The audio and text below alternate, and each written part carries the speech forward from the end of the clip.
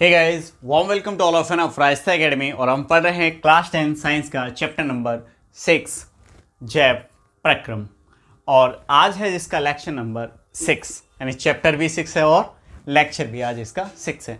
तो dear student, हम अब तक पढ़ चुके हैं इस चैप्टर में मानव में वहन, यानी वहन किस तरह से मानव में होता है, कौन कौन से अंग थे जिनकी वजह से, यानी वहन तंत्र के घटक कौन से थे जिनसे वहन मानव में होता है। तो था रक्त वाहिनियाँ थी, हृदय, रक्त, लसिका, ये सारी चीज़ें हम बेटा पढ़ चुके हैं। आज का जो टॉपिक है वो है पादपों में वहन या परिवहन। ठीक है, तो आज हम समझेंगे पादपों में, पादप यानी पौधों में वहन कैसे होता है। पादपों में वहन, देखो जैसे हमारे अंदर वहन होता है वैसे ही पादपों में होता है। जैसे हमारे अंदर विशेष अंग थे वहन के लिए, रक्त वाहिनियाँ थी, वैसे ही पादपों के अंदर भी होती हैं।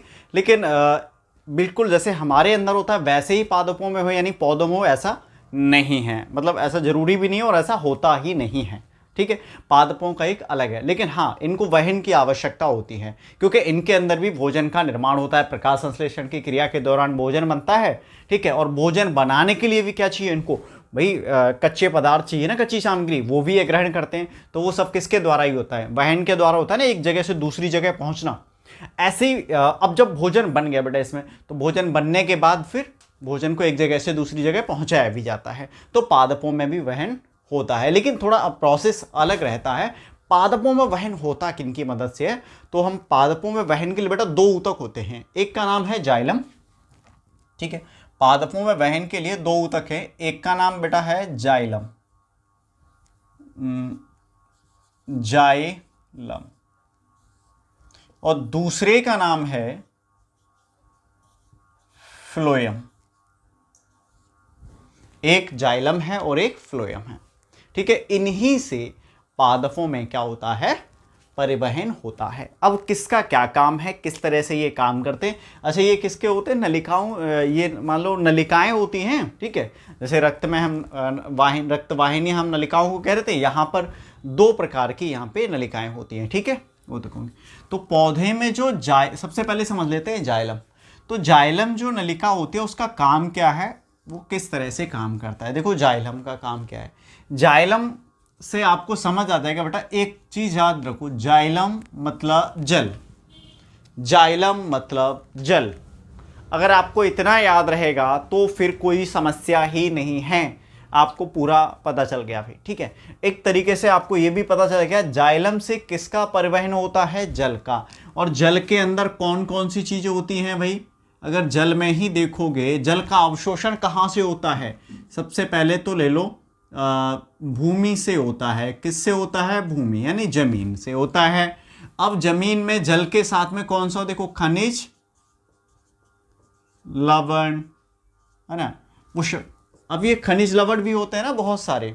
ठीक है, अब ये किस में मिल जाते हैं, सब जल में। तो खनिज लवण और जल का वहन कौन करेगा, जाइलम करेगा। तो पौधे में बेटा जैसे एक हम यहाँ पे पौधा बना ले रहे हैं, अब इसमें मान लो ये जाइलम है, ये इसकी जड़ें हैं, तो ये क्या है, जाइलम।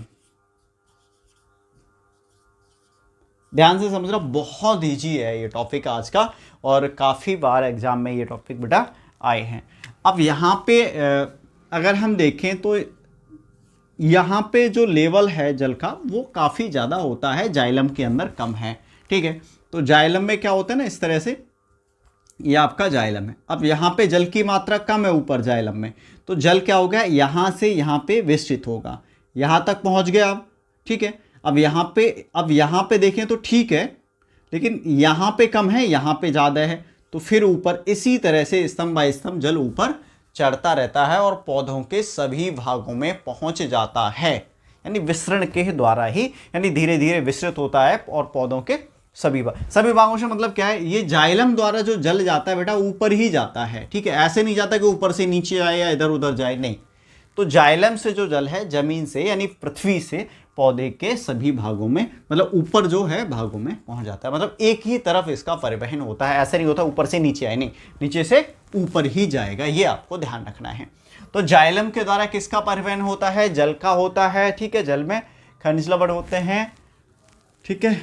H2O का परिवहन होता है जाइलम के द्वारा, ऊपर जाता है, ठीक है। इसके लिए किसी भी प्रकार की कोई ऊर्जा की आवश्यकता नहीं होती है, क्योंकि स्वतः ही आप देख रहे हो यहाँ पे विसरण के द्वारा ये ऊपर जा रहा है।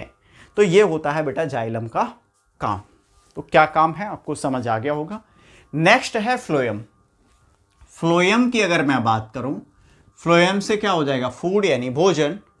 तो फ्लोएम फूड यानी भोजन, तो भोजन की अगर बात की जाए, ठीक है, तो भोजन बनता किस दौरान है? प्रकाश संश्लेषण की क्रिया के दौरान पौधे भोजन का निर्माण करते हैं। कहाँ होता है? पत्तियों में। अब भाई पौधे को ग्रोथ करनी है, ठीक है। अब पत्तियों में भोजन निर्माण हुआ तो पौधे के हर भाग तक तो पहुंचाना जरूरी है ना, जड़ तक भी पहुंचेगा, हर भाग तक। तो पौधे में जो भोजन का परिवहन होता है, यानी भोजन कहाँ बन रहा है? मान लो ये आपकी इसकी पत्ती है, ठीक है, ये पत्तियों में बन रहा है, तो पत्तियों से फ्लोएम के द्वारा पौधे के हर एक भाग में, ठीक है, इस तरह से मान लो ये फ्लोएम नलिकाएं हो गई, ठीक है, ये यानी, और ऊपर भी इस तरह से बनाने का मतलब यही है बेटा, क्योंकि फ्लोएम जो है पौधों के सभी भागों में भोजन को पहुंचाता है। यहाँ पे विसरण द्वारा भोजन नहीं, ठीक है, यहाँ पे अलग प्रोसेस है। इसके लिए यह क्या करता है? ऊर्जा का उपयोग करता है। अच्छा, ऊर्जा किस रूप में मिलती है पौधों में? जो प्रकाशन एटीपी के रूप में, तो ये भी एटीपी के रूप में ही ऊर्जा का उपयोग करता है और भोजन को पौधे के सभी भागों में पहुंचाता है, ऊपर नीचे इधर उधर सब जगह ये पहुंचा देता है। तो भोजन का परिवहन यानी किसके द्वारा होता है? फ्लोएम के द्वारा। जल का परिवहन किसके द्वारा होता है?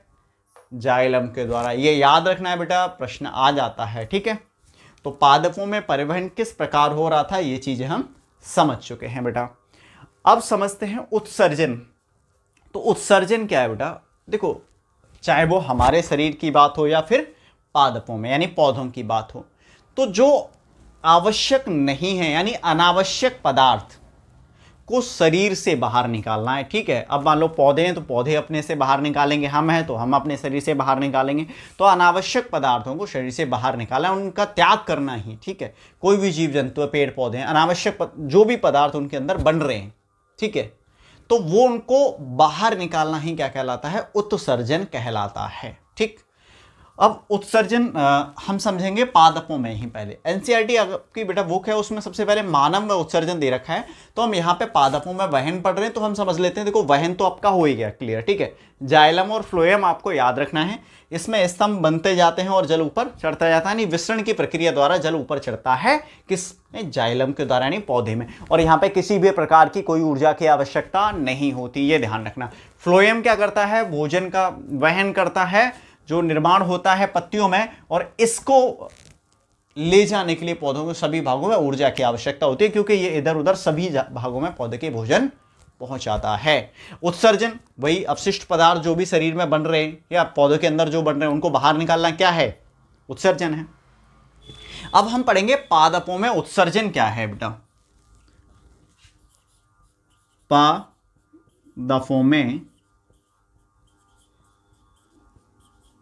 उत्सर्जन, बेटा पादपों में उत्सर्जन, ठीक है, मोस्ट इंपोर्टेंट टॉपिक है और ये ज़्यादा बड़ा वीडियो होने नहीं वाला है, क्योंकि अपना यही टॉपिक है, पादप वाला ही आज अपन कवर करेंगे इसमें, ठीक है। और अच्छे से आपको रिवाइज करना है, ठीक।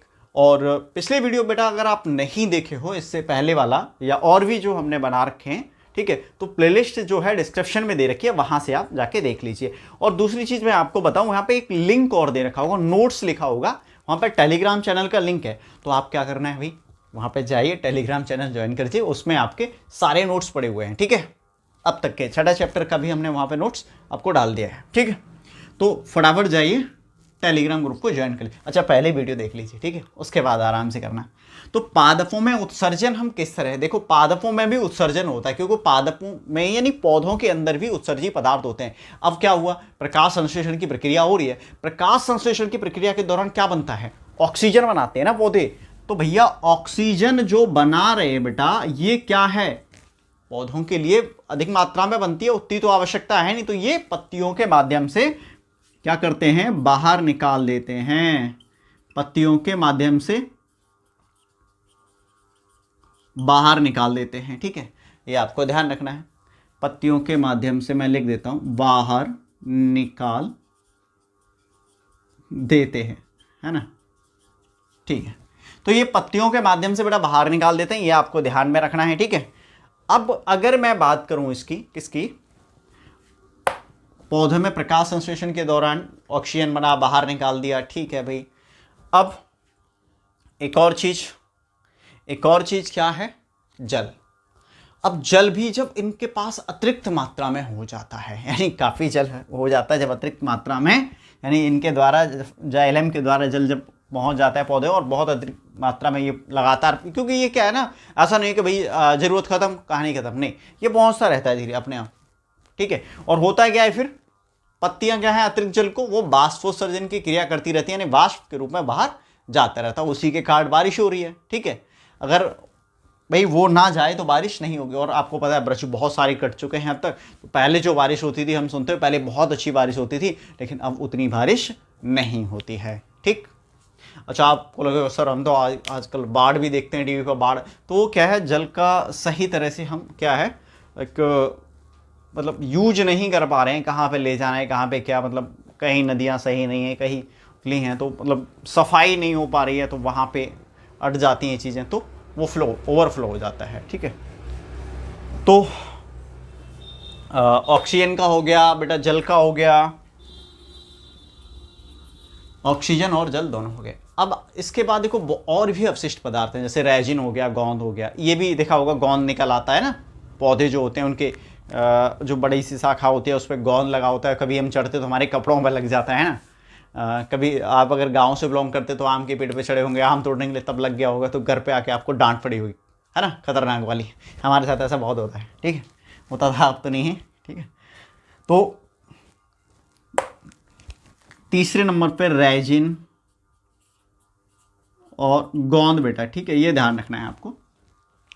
तो ये चीज़ें भी हैं, और भी अवशिष्ट पदार्थ होते हैं जो पत्तियों में छोड़ देते हैं। अब पत्तियों जैसे छोड़ते हैं, पत्तियां पीली पड़ जाती हैं और पत्तियां नीचे गिर जाती हैं, तो पत्तियों के माध्यम से भी क्या करते हैं पौधे, अवशिष्ट पदार्थों का उत्सर्जन करते हैं। और दूसरा, मिट्टी के अंदर भी छोड़ देते हैं, यानी जमीन है, जड़ों के अंदर। ठीक है, जड़ों के माध्यम से मिट्टी के अंदर भी अवशिष्ट पदार्थों का उत्सर्जन करते हैं। तो इस तरह से हमने समझा बेटा पादपों में वहन किस तरह से होता है, जाइलम की मदद से हमारा जल का वहन हो रहा था, फ्लोएम की मदद से फूड यानी भोजन का वहन हो रहा था, फिर हमने उत्सर्जन समझा, और पादपों में उत्सर्जन किस प्रकार होता है वो हमने समझी। पादपों को उत्सर्जन की आवश्यकता है, हाँ है भाई, क्योंकि इनके अंदर भी अवशिष्ट बनते हैं। तो ये सारी चीज़ें हमने क्लियर की हैं इस वीडियो में। ठीक है, और उम्मीद करता हूँ आपको सारी चीज़ें क्लियर हुई होंगी। बाकी हम मिलते हैं नेक्स्ट वीडियो में बेटा, तब तक के लिए बाय बाय।